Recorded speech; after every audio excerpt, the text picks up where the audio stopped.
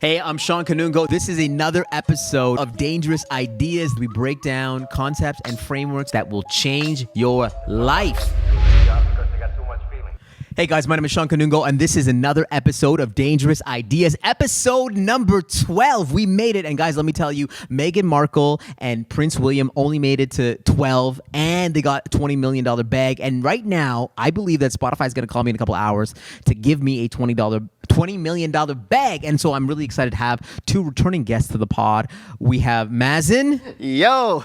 And we have Moh. What's good, Shawn? And listen, gentlemen, what we do on this pod, just to remind folks in the audience, what we do in this pod is we break down concepts and frameworks that will change people's lives, okay? These ideas, these are dangerous ideas that will change people's lives. And I'm really excited to get into it. This was impromptu. And you know, the reason why I'm excited about this pod is that it's not about the people. It's not about, listen, I love you guys. I think you guys are great, but it's not about the people. It's not, hey? It's about the ideas. That's what's it's up. It's about the ideas. So I'm going to bring up a concept. All right. I want to talk about the special a little bit later, which we're going to talk a little bit about. Well, actually, going back to what you said, isn't there a saying where it's like something like people die, but ideas remain, or something like that? People, I've heard that before. Something like that, you know, like, yeah, because in the end, that's what you leave behind is the ideas. 100%. That's actually a good one. I'm going to save that one for a. All right. So one thing that I wrote in my book, The Bold Ones, is this idea of build something more viral Right. than your product. Build something more viral than the actual product. So I'll give you an example of this. There was a guy, his name was Alex Tu. He was the CEO of Calm.com. You know that meditation app? Mm-hmm. He created an app called Checky, like on a weekend, like a hackathon, where essentially what they did was they created this app where it would check how many times you would check your phone. And now it's kind of like you can sort of see how many times you check your phone. But before, it was like a new concept. And so this app, Checky, went viral. And by the way, when you downloaded Checky, on the bottom it said, visit calm.com. So it was something that went more viral than the actual product. Right. And it was able to build buzz. They got on like late night shows and whatnot. And I love this idea of build something more viral than your product. And I kind of see it already with, for example, Barbie. I believe that more people will watch the promos of Barbie than the actual movie. I'll give you another example. We're dropping the special on August 15th, and God bless, everyone's going to go watch it on August 15th. Yeah. But I know more people are going to watch the announcement. They're going to watch the red carpet. They're going to watch the other pieces related to the bold ones more than the actual product. So our job is to build something more viral than the actual product, because we only read the headlines. In fact, if you actually watch basketball or follow basketball, more people follow the headlines, more people follow the takes than the actual game. What do you guys think of this? I completely agree. More people are going to be watching the actual content than the content itself, and then More people will watch the content than the content itself. That's exactly it. You know what I mean? Yeah, it's a weird way of saying it, but yeah.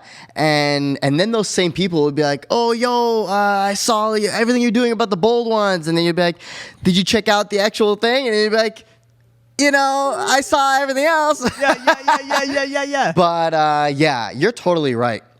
And it's I don't know, man. But I think the Barbie and Oppenheimer drop, that's like, sure, there's going to be a lot of clips out there, which is essentially the marketing campaign, but a lot of people are going to go watch the thing itself. No, don't get me wrong. A lot of people are going to watch it. Yeah. But with most things today in 2023, most people watch everything else outside of it, the discussion, than the actual thing. Yeah. And I actually been finding something. I've been noticing something, and for some, I think Mazen listens a little bit more podcasts than you.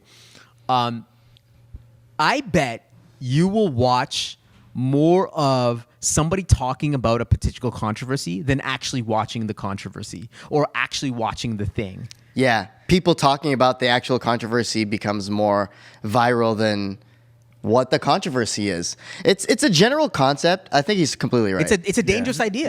The general concept applies to so many different things, right? You'll watch an artist's music video instead of going to see them live. You'll read the headline instead of actually reading the whole article. Like that kind of stuff. You will watch a podcast clip.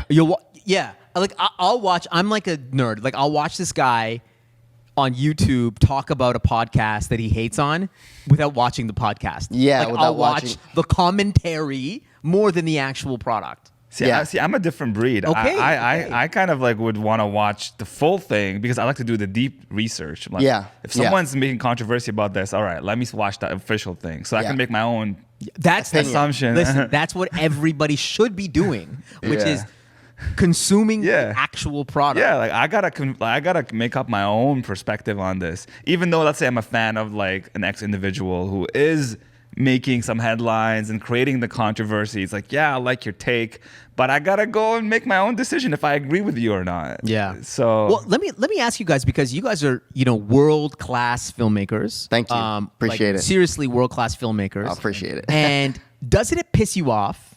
Doesn't this idea piss you off? Because here you are making products and you're putting your soul into these particular products, and yet people won't watch the full thing. Like, Oh, I'll give you an yeah. example, like Burger Baron. With your last drop about the Burger Baron, do you think more people saw like the clips and the pictures than the actual movie? I think so. yeah, I Yeah. think a lot of the conversations I've had, and maybe this is because of the lack of accessibility, because the movie is not on streaming yet. It's Yeah, that's a not big on- thing. Yeah. So Yeah. everyone's like, "Oh yeah, it's on CB," or technically there's a 45-minute version on CBC that's free to watch, right? Yeah. Some people were like, "Yeah, I know you dropped that on CBC, but CBC Gem, by the way. I'm correct. Go check that out. And they haven't actually watched it. They just watched like, oh, this is so cool. Like I love Burger. Like they all have a story about Burger Baron. Like especially being from Alberta, because the film is shot all over Alberta. And yeah, everyone has an opinion about it, but haven't actually watched the story. Right. And to this day, actually, some people don't even know the story of it. Some of the conversations like, oh, yeah, the Lebanese guys. Yeah, but did you actually know it wasn't Lebanese people who... Right. So right. it's just kind of like, yeah, you're right. So a lot of people know about the buzz, know about the thing itself, because it made headlines, but no one actually went and watched it. Does that piss you off, though? Does it piss me off? Because it's like, go watch the film. Yeah. And I know you Yeah. guys weren't like you guys weren't like the main bodies on this. There was other Yeah. people, right? Yeah. This wasn't Yeah. was this a bad feels? This wasn't a bad. No, It's a no. back road. Yeah, it's a backroads production. Yeah. And then we were just simply hired a cinematographer and live Right. sound. And sound. And- But still, yeah. I mean, like, obviously we played an integral role in Of the course, creation yeah. of this movie. So in a way, like, we feel connected to it. So in short, I would say yes and no. It does piss me off, but not really, because it's, as everything is in the world, the attention span of or the hunger to consume things and trying to get people's attention about a story that you put your blood and sweat into it. It doesn't always translate. Like at the end of the day, like the market's the market. Like if people like know the story and they wanted to watch it, then yeah, I've had many one-on-one conversations, and then those conversations led to people going to watch the movie more than like just putting a trailer out there and someone went and watched it elsewhere. I will say though, when we did have the premiere at Hot Docs in Toronto, we had sold out shows. The first show had a lot of like familiar faces, a lot of family and friends, Yep, I mostly came friends through. who came through. But the second show was complete, like a brand new audience. Wow. Like we had no idea, and they all came out to check it out. Now, because you have like movie buff nerds, and like they want to like oh, and the title is very clickbaity, the Lebanese burger mafia. Like, Yep. what is this thing I want to watch? So there is a niche audience, and then I think there's like levels to it. There's like the niche audience that want to tap into this, like, oh my God, I'm watching an indie film that's gonna be like on my favorite. It's like finding a new artist. It's just like your own thing. Yeah. Versus all of a sudden now you're mainstream, like Christopher Nolan's Oppenheimer. That's like the marketing campaign on that is insane. Or Barbie, no different. And it's now going head to head to like becoming like, one of the most important, probably pivotal points in cinema, because this is a theatrical release. It's versus streaming. Technically, Disney just announced that Star Wars and Marvel is putting the brakes on creating stuff for them. Wow. Because clearly streaming is Yeah, I like saw Iger was so. everything we're talking about here is all kind of connected in one way or another, right? So yes, as a creator, you want to get your stuff seen. You want to show, your vision. You want to put it out there. On the flip side, there's a lot of these channels that you got to navigate to, like, where do you get the attention and where's that audience that you got to find, and then obviously, like, with distribution, and I mean, I'm just going all over the place here, but you get what I'm saying? 100%. No, totally. I think as a creative, you want it out there, but like, listen, the promotion is important too. I don't know what you were gonna say. Yeah, I was gonna say, to give you a little bit more of a nuanced answer to what you were saying, here's what grinds my gears. What grinds my gears is not people not consuming, the main content and consuming the surrounding content. I feel like that's become human nature at this point. People just don't really have much time. They'll see, like, the surrounding content, whatever, and then they'll just move on with their day. That doesn't really bother me. What bothers me is the people that make an opinion, that form an opinion without having seen the actual thing, or having seen only parts of the thing out of context. That's what bothers me, because they're making an opinion that's not based off of a fully informed, like, research kind of thing. But guess what? That's like life now. Yeah. We are just making opinions based on snippets that we see in the Surrounding world. content. That's how we make opinions today. We make opinions on very little information, because we're just like, we're scrolling through Twitter, we're tapping through stories, and then we're like forming an opinion on something. And when somebody comes up to you, we're like, hey, what did you think of the thing? You're like, you don't say I don't know, or he's like, I don't have enough information. You just make an opinion. Because it's almost like if you don't know or you don't have an opinion, then you're out of the know, and then you want to be involved in the conversation. You want to feel like you know what's going on, and you want to be able to talk about it so that you feel like you're a part of the club, 100%. kind of thing.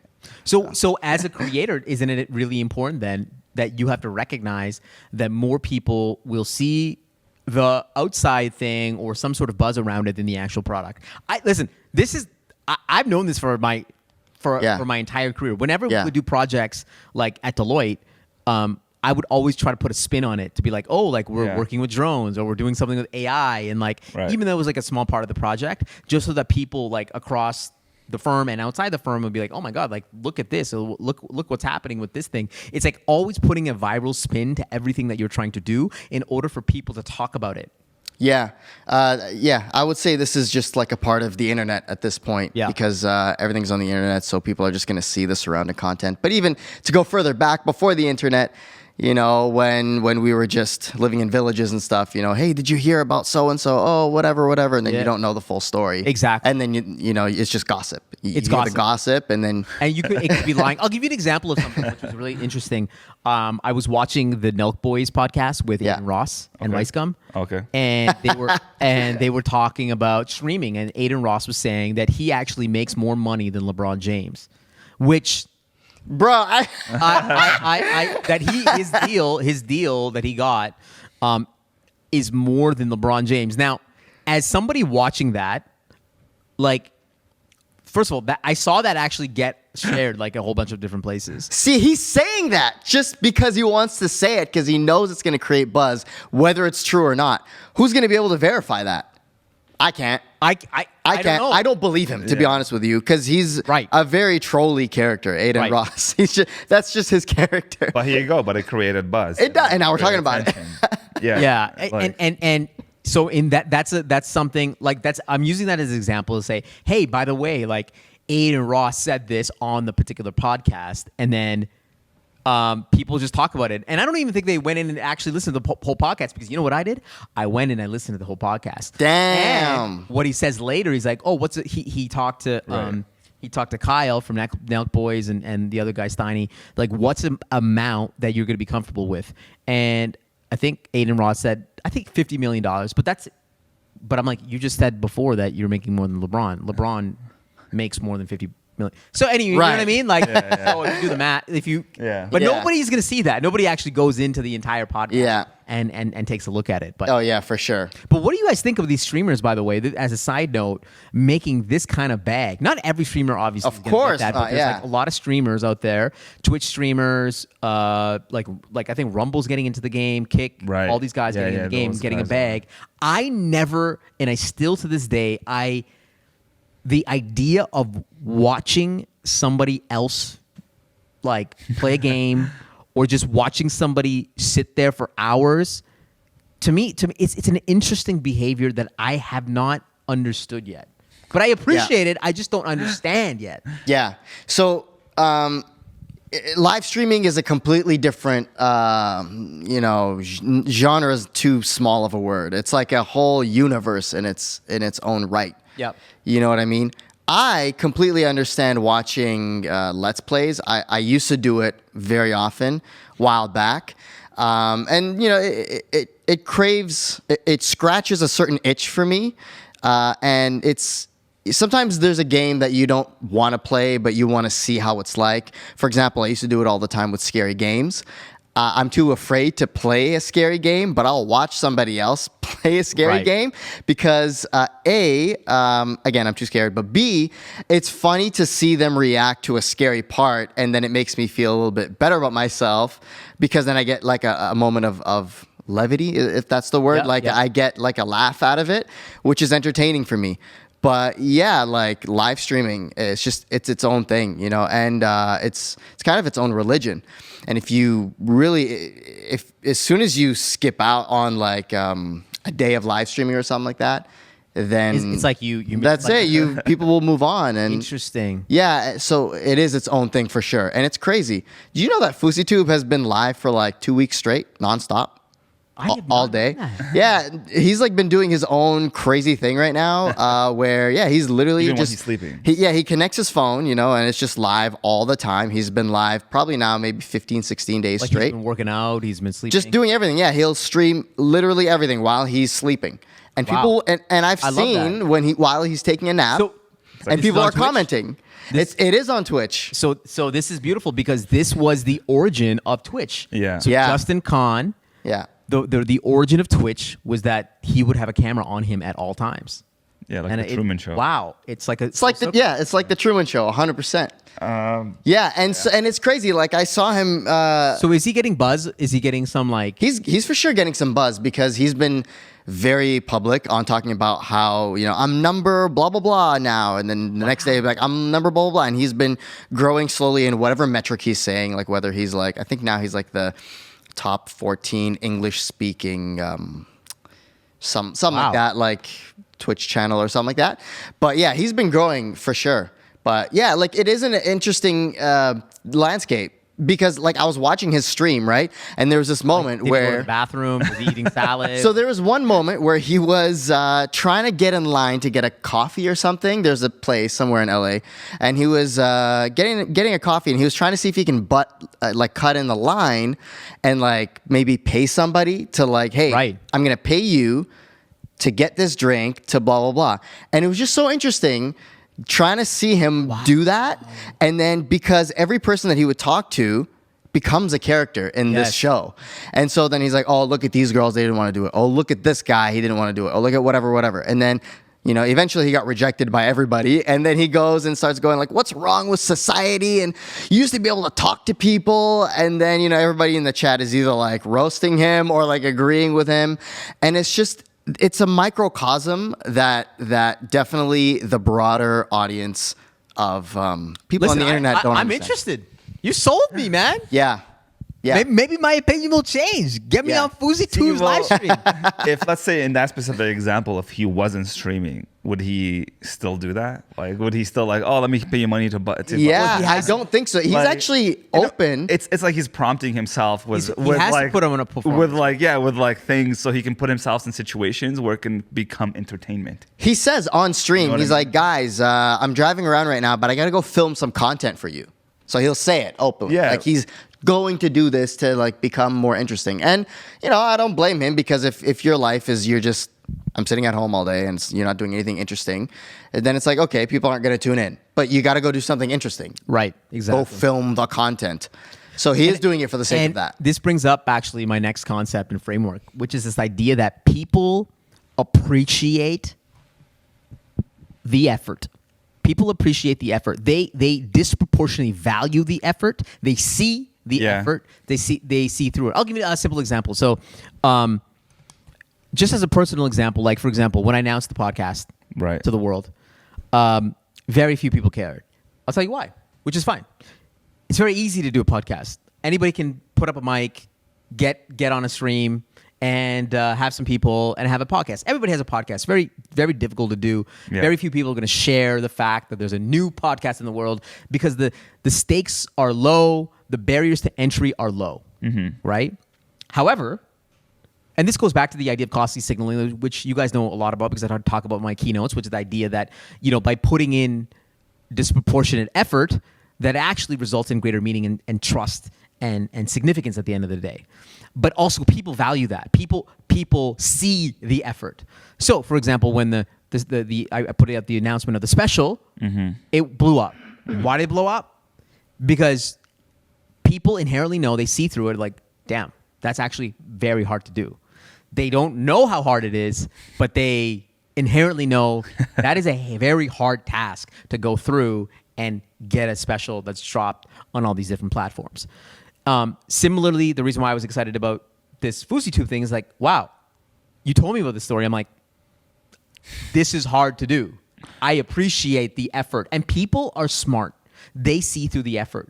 So if you are trying to do something, like the takeaway out of this is that if you are trying to do something, if it's too easy, don't expect people to share it, to give it love, to do whatever. People appreciate hard things. They are not dumb. They see through it. Mo, what do you think? Yeah, I mean, you just made me think of Mr. Beast because, like, oh, exactly. Like, and I think that's why Mr. Beast is popular. That's why, yeah, because like, I mean, I watch these videos. I'm like, no one can do these. 100%. Like, it just seems so unattainable. Yeah, but they are ludicrous. Like, it just seems like why would I care about this topic? Like, but like the yacht one that he just dropped recently, or he did another one, whatever. Just like, why would I pay $1 million? Like, who has money to pay like $1 million to own this yacht to film? It just doesn't make sense. But people, like, you're right. Like, I know, especially as a filmmaker, that this is very hard to do. And you see the edits, like, you see through it. You're like, this is hard. Yeah. And then it's entertainment at the end of the day. So you are right. Like, you're very right about that. And I think it just becomes a taste at the end of the day. Like, like, whether do you like that kind of... No. I'm saying this applies to everything in life. But but not everybody's gonna watch those things or like subscribe to like or be like a follower or tune into like the. But I see what you mean. I think I'm like pigeonholing it specifically to filmmaking. Yeah. But you're talking in general. I want you to think about this in the lens of Leo Messi. Oh, wow. So think about it in the lens of Leo Messi. Exactly. Yeah. This is a very interesting conversation. So as we all know, Argentina won the World Cup. Okay. Correct. So for many, many, many years, people always held that against Messi. Hey, you haven't won this World Cup. So because you haven't won this World Cup, we're not going to give you your flowers. And eventually, he won the World Cup. Right. Which is hard to Obviously, do. Happens every 4 years. He didn't do it alone. There was a team. There was a team with him.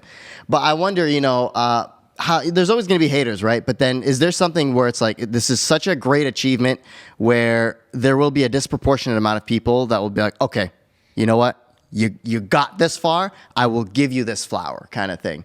I wonder if that kind of exists. I think for Leo Messi, the greatest thing probably could be getting the World Cup. And after that, it probably won't be anything else. Yeah, it's hard to do. And people appreciate it. They see through it. And they're like, yeah, this is it. Yeah.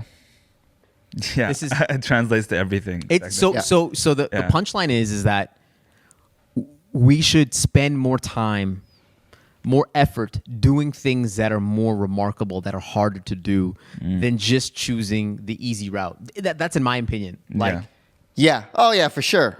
With great effort, And then great reward. maybe that's why there's bold ones out there. That's Yeah. That's exactly the. Yeah. Because if you think about it, like how many people, because when you say that people should do that, I think very, very, very few people have the audacity to try that. Yeah. Well, it's tough to take a risk. well, it's not even a risk. It's just like putting extraordinary effort in. Yeah. Correct. It's putting the time to make something spectacular.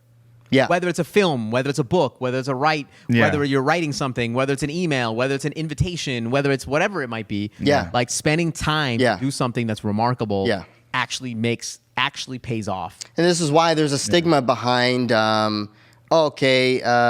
You put out a short film on YouTube, for example, and then people go, oh, okay, yeah, cool, and then people will go, oh, but I put out a short film that got into a film festival, and it's like, oh, you're in a film festival. Yes. So there's like a perception about that effort. You're in 100%. a film festival. Yeah, it's harder to do that than like, oh yeah, everyone can now pick up a camera and go film a little commercial or whatever. And just upload it to YouTube. Yeah, and like for example, we and this might be a good way to circle back to the special. The special is dropping on August 15th. The Let's two go. producers, directors here, Moh and Mazen. Thank you. Let's go. I feel like I'm like reintroducing The writer, the executive producer, The writer, the talent, the talent. yeah. Yeah. You know, this thing, we shot this thing. I said this on the last pod. We shot this thing with really no deal, no offer, no promise that anything would You happen. did it the other way No, around. not at all. You Like, did it backwards. Like you didn't get financing. Like you didn't get like nothing, no distribution, no nothing. You self-funded this thing yourself. Self-funded, got everybody to the theater. We invited like 350 people. Yeah. I think like a little more than half the people showed up. Like everything that we had to claw to Yeah. make happen. Yeah. And along the way, so after we were done, I remember talking to my agent and we were trying to shop this around. Nobody picked this up. And eventually, I remember my agent was saying, why don't you just put it on YouTube? Why don't you just put it on YouTube? We'll put it on YouTube. I'm like, I do not want to put it on YouTube. We put in all this effort. I want to go through the whole thing. And then, we ended up signing with Comedy Dynamics at Nacelle, and they're putting it up on all these different platforms, Apple, Amazon, like a whole bunch of different platforms. It's crazy. Now, listen, I can understand why you wouldn't want to put it on YouTube. And I know we've already touched on this, but just for the people, can you break down why not? We got people like Andrew Schultz who seem to not care. Like they'll be like, yeah, I'll put the whole thing on YouTube. For you, why was it the other way around? Why not? Well, I think it's a very good question. I think for somebody that does put up stuff on YouTube, like this is on YouTube right now, you're probably watching this on YouTube, it is very easy to do, to put something on YouTube. To me, I look at something like Netflix or Apple or Amazon as a billboard, right? It's a billboard in a scarce environment. YouTube is like putting something up in like, down the road. Putting up a little poster on a little sticky Exactly. thing, Do you want to be in Times Square putting up a poster on the biggest billboard on Times Square? Because that's where all the attention is, right? And so putting something up, a billboard in Times Square is way more valuable than putting a poster down the street. And so to me, I get the views could be the same, but the platform and the fact that there could be a concentrated number of people that can see it in that area is really compelling. The idea that it's hard to get on there is compelling too, like in the sense that people know the trials and tribulations of getting on a particular platform, and scarcity drives value at the end of the day. So getting on those particular platforms, I wanted to drive value and say that this is this is not something that you put on YouTube. This is something special. So that's another reason. And to be honest with you, I don't have the level of profile that Andrew Schultz does, right? I can see why Andrew Schultz can. By the way, Andrew Schultz didn't just go through YouTube.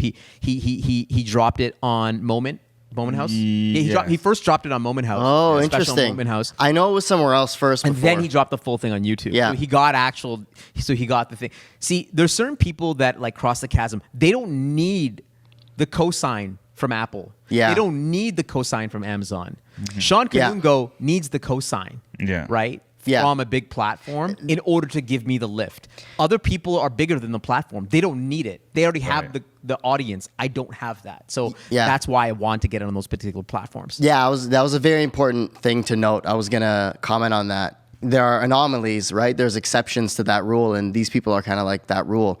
And, you know, when Mr. Beast did his Squid Game episode, he didn't need to drop that on Netflix. And it probably would have been worse to do it there because then there's a greater time delay and then there's all this stuff and then you lose the buzz and everything. It's a lot better for him to just upload it on YouTube. Plus, again, he's Mr. Beast. He doesn't need to be on Apple TV. But what's funny is that, I don't know if you saw in Colin Samir, but he wants, like he does want to make a deal with those he guys, does. which he obviously can, and he is talking to all of them because to him it's a new audience. Yeah. It's a completely new audience. Listen, most people don't know who Mr. Beast is. Yeah, right? that's the funny part. So like he want that. That's another reason. It's like it's a completely different audience. You don't think that it would be also beneficial for Netflix too? Oh, of course it So would. it's beneficial for Mr. Beast, right? Because now he's got a bunch of eyes on him. But then, do you think there would be a new audience also for Netflix? I think so. I think Netflix is in obviously every every like, country, but Mr. Beast's like audience like understands the streaming platforms. Like they're not not watching Netflix. I think he would onboard a lot of people to go to the streaming platform, but at the same time, the streaming platform themselves will know that if they do make something with Mr. Beast, it will go extremely viral. There's no questions about it. If he's doing numbers like 50 million average per video that he drops every month or every 2 months, just imagine of doing something at a caliber of Netflix, where he knows that the level of producing something for Netflix is now even bigger than I've ever produced ever.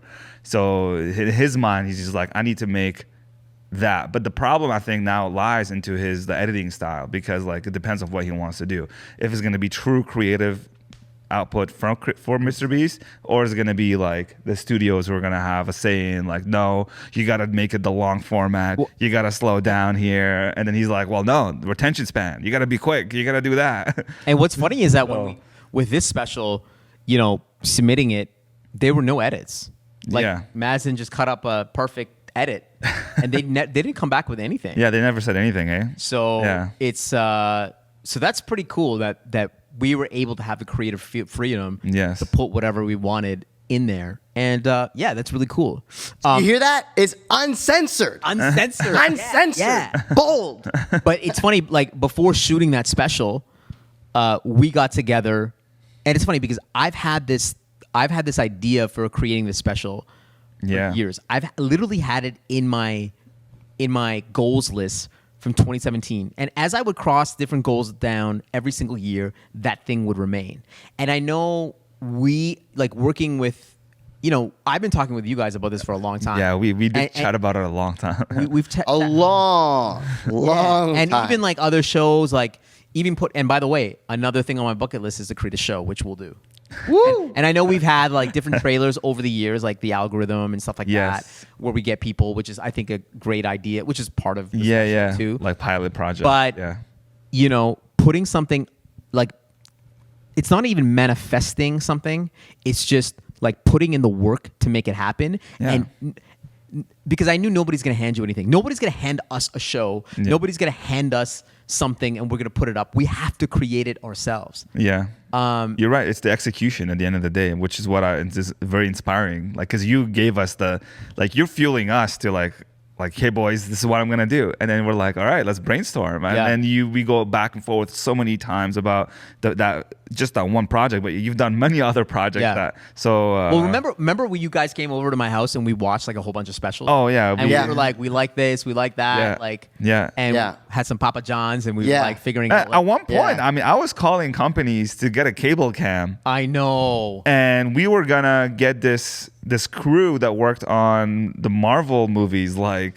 they work on some of the biggest like shows from Vancouver, and they had a window to come here, and then it from that in itself was like the guy was like filming somewhere in the middle of like on a train. He was like, I can send you a quote. I like you guys. You're like independent, so I like the energy. It's not like this is not very fancy.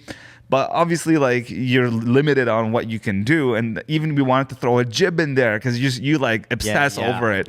like there's certain things that you obsess about that kind of makes us go like it's not like there's never room to be like, oh no, Shawn, like no, let's not do that. Like it's always like okay, let's entertain the idea. How could it possibly work? Yeah, and then you look at the logistics, the budget, and the manpower, and you're kind of like trying to put it into this whole vision because you start also think about the entire thing in itself. It's not just like, sure, we have like a very fancy like maybe camera technique that we're trying to do, but then it doesn't translate well into the cut that we're trying to do. And those are the things that in the background like no one really understands. Like no one, like people just like consume it in 5 seconds. 100%. Yeah. And it's just like bam, bam, gone. Like no one even cares. Like all that. I think it's more entertaining in a way. Which is to actually like document the whole process. 100%. And it is a crazy thought. Like for example, you get a jib. What is it called? Yeah, like jib. the cable cam. Yeah, or the jib? I remember we were talking about it. I don't know how much it cost. I think it was like $10K or something like that. It was also like a restriction on the theater itself. Right. Yeah. Right, they had to take out seats or something Yeah, see, like that in itself, like and it's like it's another. so funny that you mentioned that. Is that like, you know, we would spend all this time trying to figure out this jib, and then people watch it in 5 seconds and then be out, right? Yeah. Especially like if you're using that jib just for like that opening shot. Yeah. And then that's it. Totally. You use it man. for like that first 5 seconds. Yeah, and then you start making sacrifices, you know, like, oh man, like we wish we can do that, but if we can't, like how can you still do a different camera technique that still translate well enough? And then, you know, all these things at the end of the day, like the story is what really is going to translate. And then you just want to make it as like seamless as possible, as very cohesive as possible, like a very stylistic thing to. You know, I'm curious. Did you guys think that? What was your guys' idea that we were gonna?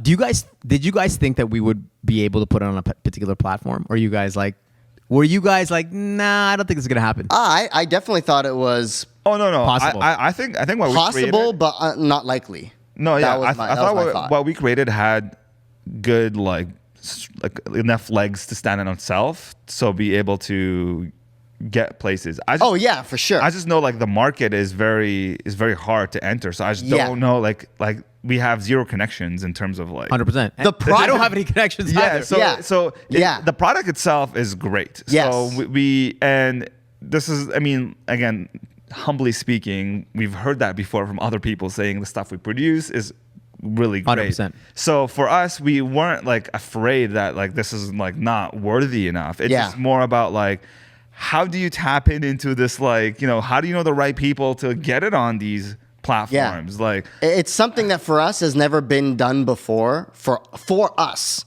Yeah. Right. We don't know what the step is to whatever. I know what the step is to upload a YouTube video. Yeah. I don't know what the step is to get onto Apple TV Plus. Yeah. It's the same journey that happened with Burger Baron. Like, sure, we're not like the producers or we're not part of that crew, but we learned about how being part of the festival opens doors to all these streaming platforms who are interested to purchasing the rights or potentially just like the licensing to put it on a streaming platform, because what do they all want? They all want content. They all want the art, the creative art form on their platform, so they can compete with each other essentially to get more eyeballs. At the end of the day, that's what the game is. You know, they're all competing to who they can get the next best thing on their platform. So, I never really said like, oh man, what we created was like, it's never going to get anywhere. Like, it was a cool project. Like, no, I like to this day, like, I'm very proud of what we created. Oh, like, yeah. Very different. Like, and if anything, like what you've allowed us to do is always experiment in new formats. Like, there's certain filmmakers who really like focus in on a single lane and get really good at it, which is great. And I do agree with that methodology. But I also methodology, and mythology. Mythology.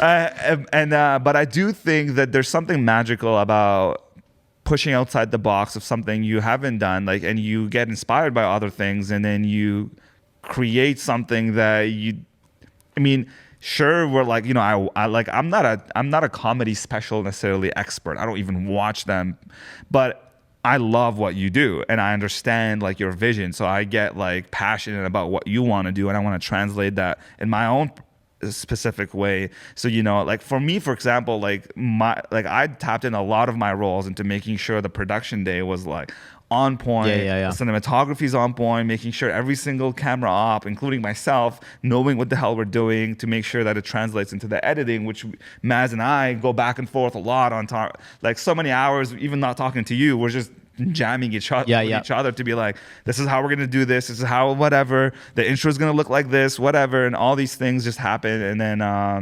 overall I think the moral of the story I wanted to say is just that like doing something like this kind of allowed us to be what's the right word here, express ourselves creatively in a different way that we don't usually do, because I say we do a lot of like more doc style filmmaking and as well as like commercial work, and then this is a bit different in that lane. And I think all the stuff that we've done over the last number of years, and all the stuff that you guys have been working on, from the documentaries to the keynotes, the virtual stuff, all sort of culminated into this, right? Totally. And you're taking the best of the learnings that you've taken from all these different places. Yeah, really, it was just like add more cameras, add a more intricate sound setup, which I remember you probably quintuple checked. Hey, Mazen, is the sound going to be good? Make sure the sound's going to be good. Make sure, I want to hear the audience. And then add a live audience, and that's it. Then it becomes something that we're actually kind of comfortable in doing. Yeah. Well, in a way, it is kind of like documenting. Like it's a documentary. It's a live event. You're capturing the raw moments. Whether it's gonna be like when the cable is not working, you're like, what the hell do you do? Which remember there was another cable. With the TV and the phone. There was one guy where it was a little bit weird, and then we had to go to the other person, and then anyway, there's definitely hiccups. Yeah. But listen, we're gonna run it back again. I don't know when we're gonna do it again, but we're gonna I'm gonna say it on this pod that we're gonna run it back again. Oh, wow! And God bless to the platforms that are putting this on. The next one, we're gonna get an exclusive. So this deal was a non-exclusive, meaning it's on a whole bunch of different platforms. The next one is gonna be an exclusive, and we're gonna run it back and we're gonna do it again. And just keep on moving and figuring out what the next thing is. One of the things that really inspired me when I met you for the first time. You were like, we want to create like the OVO, right? We want to create the OVO of Edmonton, right? The cultural hub. And maybe Mazen was Drake because of the artistry, and I want to be The Weeknd, that's it. I want to be tangential to the OVO. No, but I think what we are building, I think what we are building and what we have been building has been incredible for the city and putting the city on the map.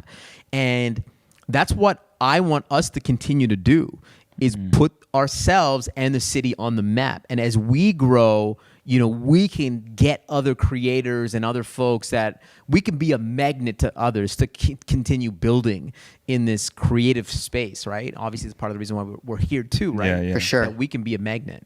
For sure. And I never once think that I'm good now. Like, no, there's a lot more that I have to go for, and there's a lot more potential to be seen. And yes, it's not enough yet. I have a whole lifetime ahead of me, to keep like living up to putting on for a city. So but how important is that to you? Like, I think it's very important. I think it's pretty important. I think it's very important.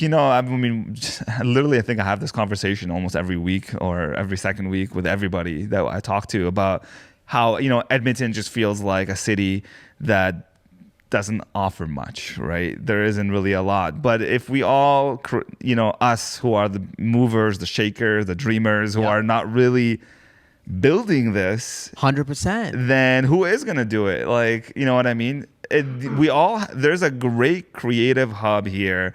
And then not only that, there's also a great tech hub. There's just more than that, but we're all siloed in our own little world. And I think it's very, detrimental, if that's the right word. I don't even know what it's extremely important. I mean, like, look at Mr. Beast, how he created that hub in North Carolina. Like, he didn't move to LA. Yeah. He didn't go to New York. He created that hub in his hometown, and he's literally getting the talent to that space. So if we do that, the same thing here, and, you know, like, don't get me wrong, like Edmonton, like, in terms of a city itself, has its pros and cons, but every city has that as well. Yeah. Like, do I like to living by the beach and, like, having more warm weather? Yeah, man, sure, of I course. do love that. But, like, I think the city has a lot to offer. And I'm not even talking about the city. I'm talking about, like, building like the OVO hub. Yeah, like well, just building our own thing here where we can be, being a magnet, because I do see what Drake built in Toronto. Yeah. I saw what Shopify Totally. did in Ottawa, what Silicon Valley BlackBerry, did. like, What BlackBerry did to Waterloo. Yeah. Like, it became a magnet for other creators and other inventions and innovations. And I feel like we can be like what Michelangelo and Da Vinci. I don't want to. I'm sounding like I'm Kanye here. You know what I Big mean? words. I'm sounding like I'm Kanye, but like the reason why Italian Renaissance, there was a Renaissance, is because you had all these amazing artists that came together. Yes. And Yeah. they at the same time, and they created. They created in that, and then it became a movement, and they became recognized, and they inspired other people. And man, I think what we're doing is great. So we need to keep building. Being on that ball. I love the passion in your voice, man. It's inspiring too. Well, I agree with you, though. Like, I was speaking in a very macro level, but in that sense, I still believe in the same thing. Like, we need, this city. I mean, I talk about the city because but feel like we are moving the needle in that sense. Yeah. And the more we do it, the more we can build that hub. Yeah, I get it. And in short, it's not only needed, it's integral for our growth and for the growth of other creatives.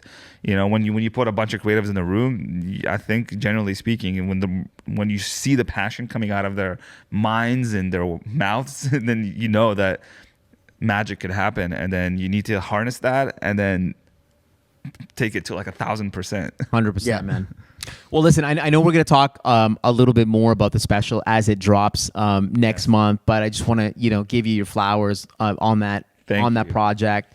You know, obviously wouldn't be able to put it out without you guys and all the effort, the production and the editing and all that, man. It was incredible. And likewise, we want to give you your flowers for being just an amazing individual. I appreciate yeah, that. for sure. Appreciate for that. sure. Just in general, not even just allowing us to do that. Like, there's so many people involved in this. Like, it's a team effort, and for entrusting us to 100%. do this. 100%. And there's more people I'm sure that you have to thank, but there's at least one more person in this room. Well, yeah, definitely have to give shout out to Neve, of course, and definitely gonna give her flowers on event day, who was really integral in the creative, like rehearsing. Like, you don't even know, like we rehearsed for days, like just like going through the beats of that thing. She was clicking through, putting together the slides, the graphics. Yeah. Well, I want to do a deep dive in terms of how the whole thing came about. Yeah. From like Yeah. don't give too much. Yeah. We should do Yeah. We should do We'll a break BTS Dangerous One special. Okay, we'll definitely do that. Listen, I want to move on to the next concept and framework. All right. And it's actually a question.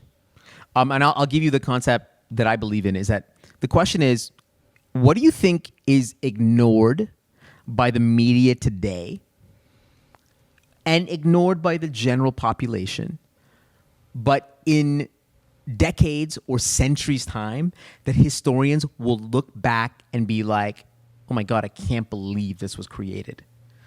So think about it. What is something today that the media ignores and the most general population, they kind of push off?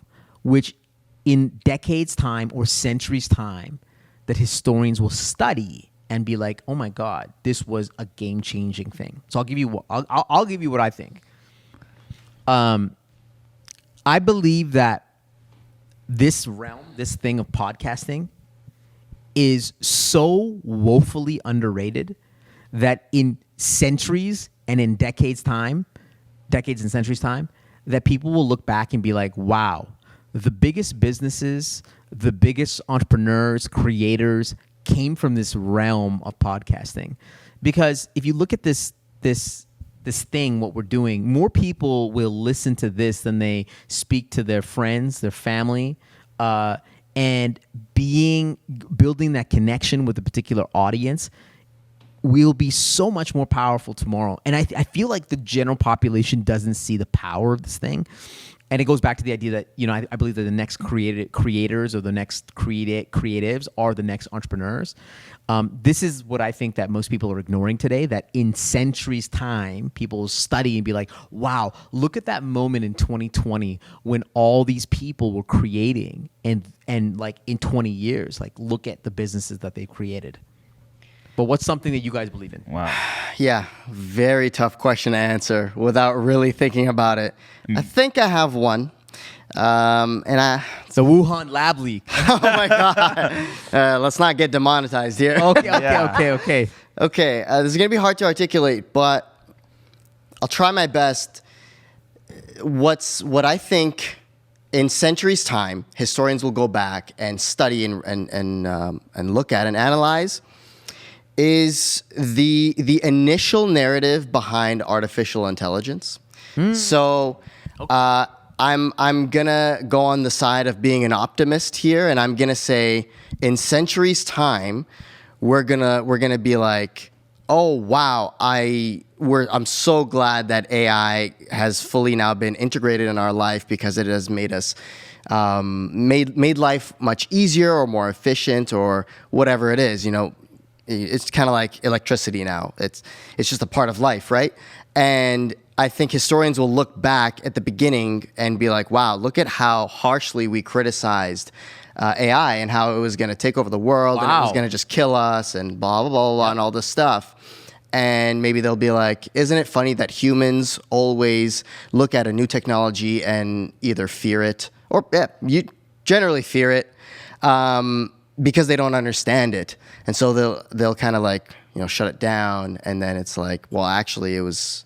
And I believe in that in that too. And obviously we've seen that through other technologies where first time something comes out, people talk about it. But I feel like this thing around generative AI is the fastest that I've seen people come to it and say, wow, this is bad. We should put the brakes on some of this because this will harm society. I didn't see it so quickly with social media or the internet. Like we never talked about mental health with social media like right away. We just connect with your friends. Yeah, but even before this year, even before 2022, like as far back as The Terminator, right? So we've been making movies about how robots are going to take over the world and all this stuff. So it's kind of been like implanted, I feel like, in pop culture from the beginning that you can't trust the robots, you can't trust the machine, and that's goes back to even The Matrix and all this kind of stuff. So. I agree with you. I'm going to be an optimist and say that we won't get to that place, and we're just going to be like, wow, it's funny that that's what we thought it was going to be, pop culture. But in reality, it wasn't like that at all. Wow. Anything that you think that will be ignored today, but historians will be like, wow. Mo's going to be like, bad films was ignored. I bet on myself. There's going to be like Threads versus Twitter. Elon Musk versus Zuckerberg. That's what's going to be ignored. Threads might be something, yeah. Yeah, the platform to express yourself through words versus video. I don't know. I think it's okay. You don't have maybe I think maybe I'll lean in a bit more on the Web3, the ownership economy. Yes. That's a great one. Yeah. And that's a great one. I think the ownership to you getting, like you would talk about like creating and whatnot, technically Totally. I actually think that this is the missing piece Yeah. to the AI. I think so.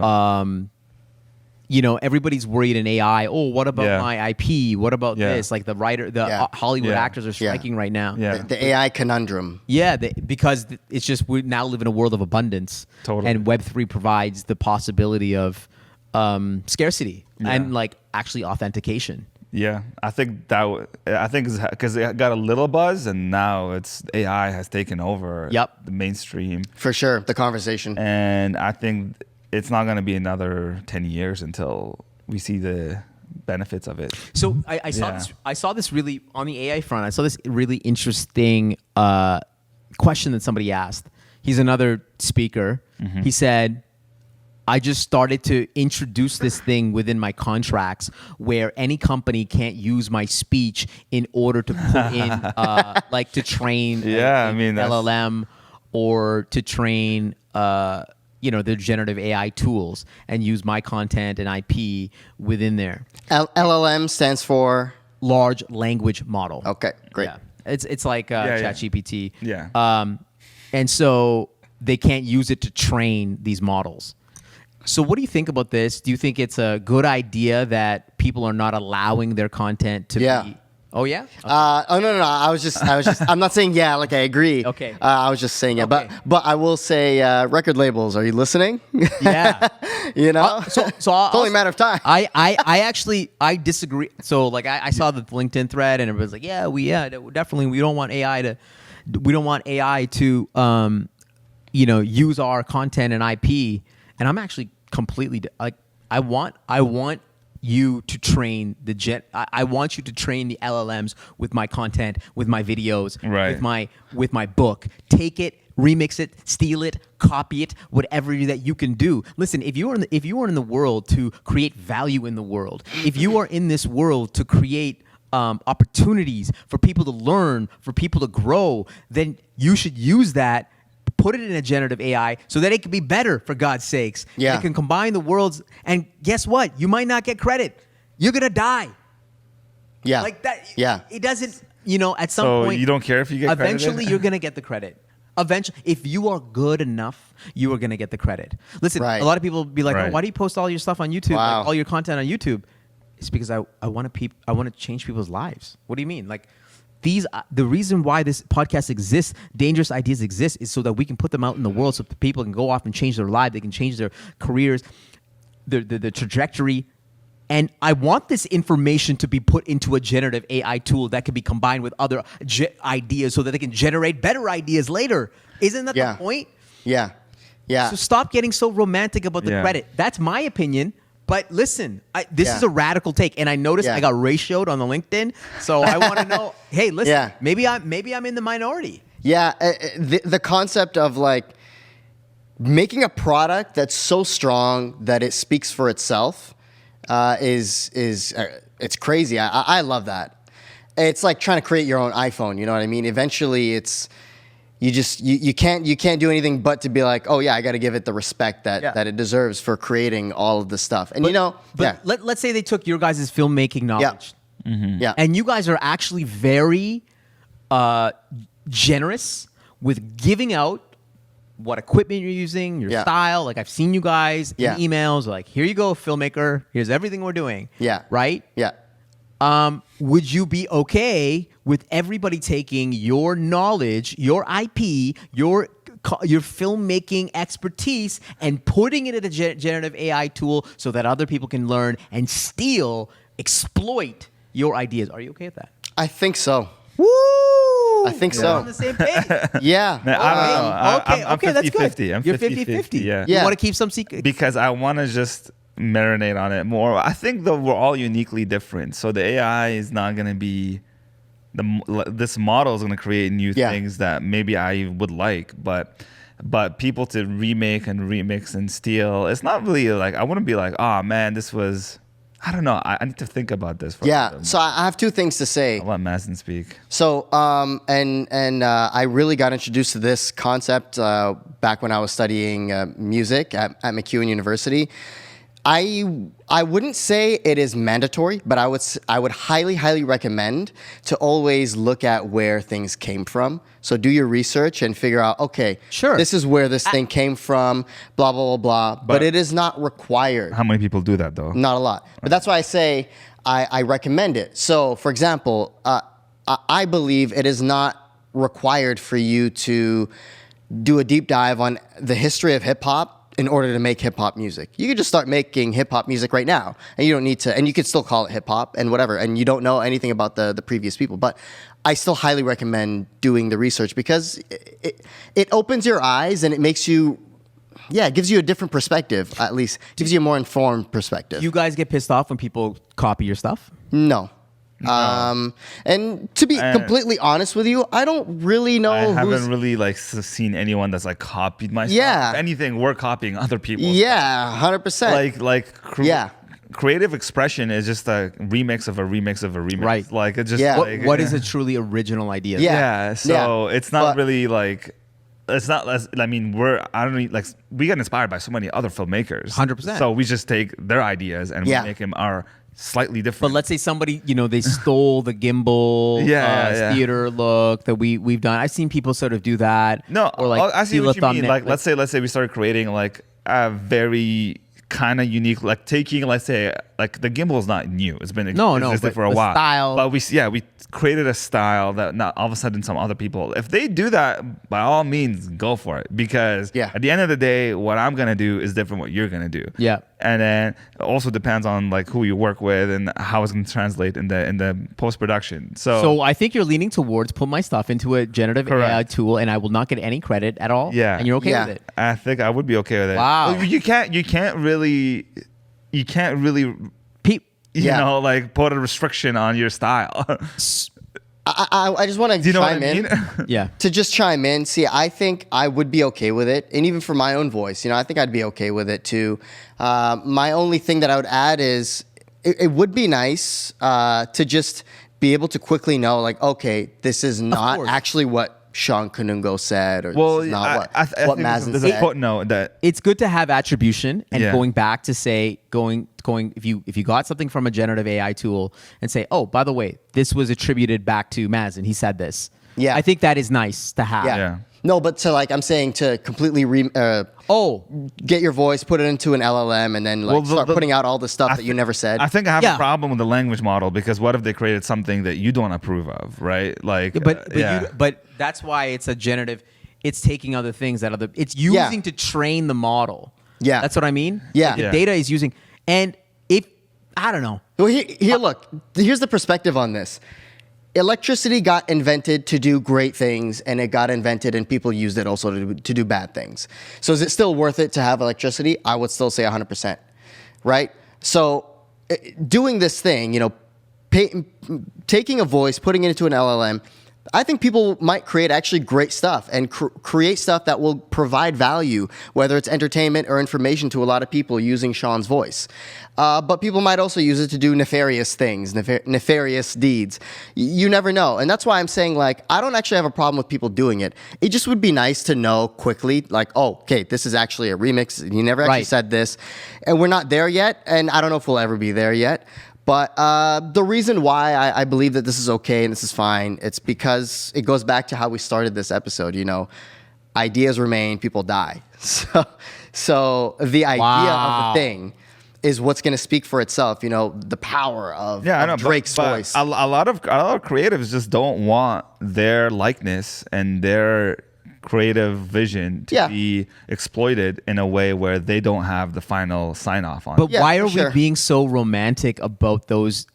I'm think- saying, why are those original artists being so romantic about their craft See, that- when even their craft is not that original? It is a remix of something that true. they've seen, that they've modeled from Yeah. somebody else. So I guess what I'm saying is that we are, human beings are a generative, we are an LLM tool. Yeah. We are an LLM. Yeah. We are taking Yes. the best of what we see in the world and we regurgitate that in Yeah. the world. That's exactly what an LLM is. Yeah. The perfect LLM is a baby. Have you ever seen a baby trying to learn things? 100%. They just regurgitate what you say. The perfect LLM is a baby. There you go. There you go. That's it. Yeah. So why are we getting so romantic about our originality? If you are the GOAT in your particular field, Yeah. you will be recognized as the GOAT. And Yeah. guess what? The generative AI tool, the beautiful thing about an LLM, it is based on all of human history. The reason why LLMs exist is because of us. That's why it exists. Yeah. And why don't we make that stronger? Why don't we make it so that our future generations become stronger? Yeah, I don't have the answers, but I would think that a part of it is people are like, well, this is the only thing I have to cling on to at this point.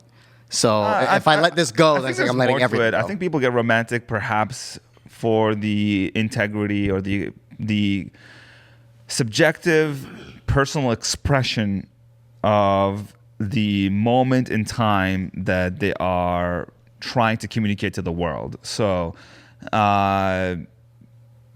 technically they are a language model being inspired by so many other things to create something truly original in their own perspective.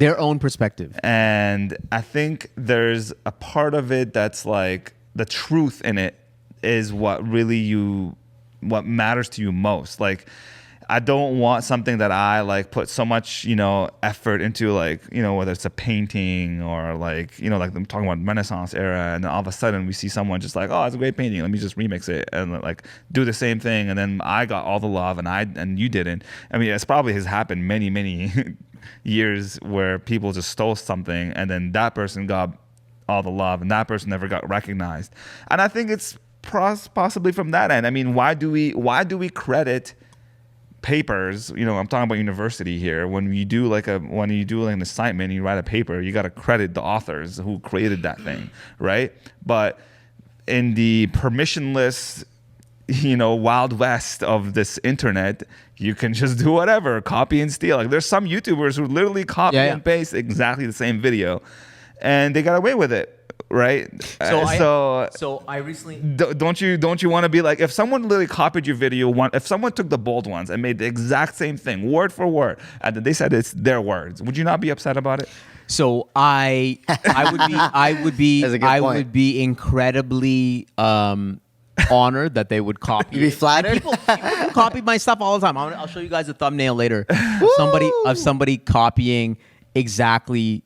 One of my thumbnails, for example, and then try to recreate the same reels that we create, whatever. And I think that's incredibly inspiring. Yeah. Because actually, as a creative, it pushes me to be, this guy's copying me, I got to be better. Listen, how do I reinvent myself? Exactly. How do you disrupt? Listen, everybody's trying to be Mr. Beast. They're trying to copy Mr. Beast. Everybody's trying to be LeBron James and copy the playbook. You should be the one creating the playbook and continuously creating new playbooks so that people can copy. The original, like, if you are truly original, you're not worried about the remakes. If you're truly original, you're not worried about the remixes because you are the standard. So don't be worried about somebody copying you. I don't know. That's what I say. Damn, but you are version 0. This is the hottest topic. This is a dangerous idea. Let me tell you, this is a very dangerous idea because, from everything, man. This is why Hollywood is striking right now. Yeah. Part of the reason why they're striking, the actors are striking, right. because they feel like the studios don't have a plan around AI and using their likeness in the movie, so they don't have to get paid. Like, so for example, Tom Cruise in a particular movie, they got to do some recuts or they got to reshoots or whatever. The studio says, oh, we can use like an AI version of you to recreate your voice or something. Like studios do this all the time, right? Yeah. And they're not going to get paid for that particular work. It is a contentious issue. It's very that's a hot topic, man. Think about it. Like, they're trying to, essentially what it comes down to is money. They're trying to save money. Yeah.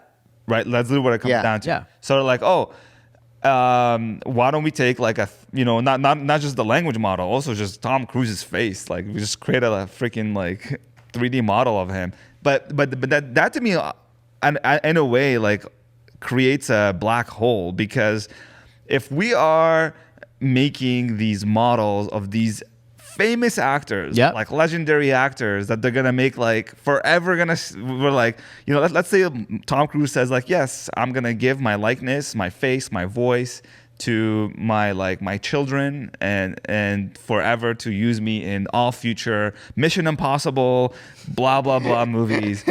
Are we gonna keep seeing Mission Impossible, 115, Tom Cruise still acting when he's like long gone, like his great grandchildren still making movies? Like, come on. Like, I think at that point, like, no, man, there's a time for people. We live on Earth. We die eventually. We have to die. Like, you know what I mean? It's about this like immortalizing these humans who can just like live on forever. And I'm not talking about the ideas, about their faces and they're like the AI versions of them to be forever living. And that to me is weird because like there's something that is beautiful about Listen, I think it's great. I think it's actually if you can live on through AI, I think it's great. That's like the best legacy that you can build. And yeah, I think there is, if you can build it in so that in perpetuity you can create a brand new movie with Tom Cruise acting when he's not even in the movie. I think there is some pieces of that. But I think if you're in a particular project and they need to reshoot something using your AI, like I think that is fair game. I think we have to dial it back to like the main question that what makes us human versus what makes us, like the humans like are species who are, I mean, I don't even know the answer, but like I feel about connection, right? About like real experiences. If I'm being cheated by a studio who's giving me like a non-performance of a real person acting, at that point it's just like, oh, who can write the best code to like give me the best like whatever, and then I'm kind of just being inundated or being like be fed with this like, you need to like this. It's like we're living in a dystopian world of like all the best actors are going to be at the 1%, are going to stay at the 1%, and then the bottom are never going to have a chance to climb up. Yep. I feel it's going to create a disparate, like, I don't know. I think people will always want to see new people and experience new people. Yeah, but if these like if Drake and Kanye for like sign off like, yeah, people can use my voice for all future songs, like and then like I have a team that we're always gonna sign off on it, and then like I'm not saying like there's still gonna be like checks and balances here, but if they're gonna be still creating forever, they're always gonna win.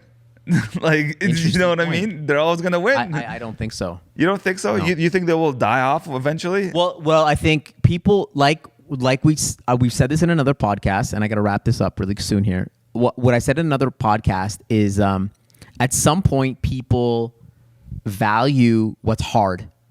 They value authenticity, and at some point you're gonna be like, I know this is not real. Just like how we analyze pictures of people who are like, oh, that person's on Ozempic, that person is photoshopped, that is fake, that person's on roids. Like, we're so obsessed with calling out the fakes that we're like, fuck this shit.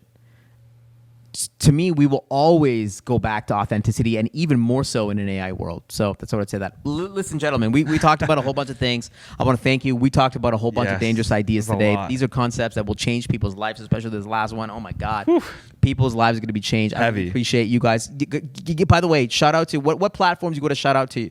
Do you guys have something dropping? Do you guys have something going on that you guys want to shout out? We got to the bold ones dropping August 15th. August 15th, baby. Apple TV. There you go. Prime, Comcast. If you guys want to Dish. see Shawn at his prime and beyond, Yeah. y'all got. Well, right now I'm in my prime, but that yeah. And then maybe you get to see an AI version of Shawn in the future. Yes. Who knows? Anything you want to drop? I'll just keep it at that. Woo! August 15th, baby. Thank you guys so much. Dangerous ideas.